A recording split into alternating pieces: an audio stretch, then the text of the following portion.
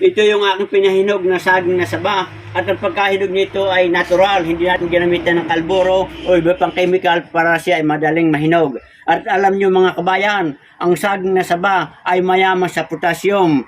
At ito ay mabuti sa kalusugan ng ating puso. At ito ay nagtataglay rin ng iron at saka folic acid at mayaman din sa mga antioxidant properties.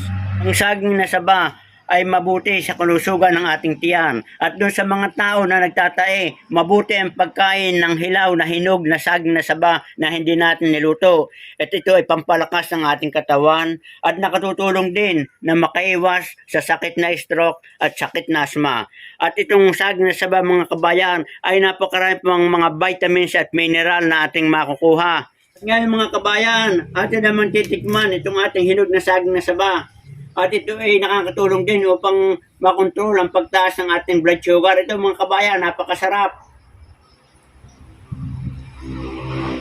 Kabayan, sana kayo ay may natutunan sa binahagi ko tungkol sa saging na saba at ito pwede natin gawing negosyo at napakaraming pwede magawa nating luto. Magandang araw kabayan.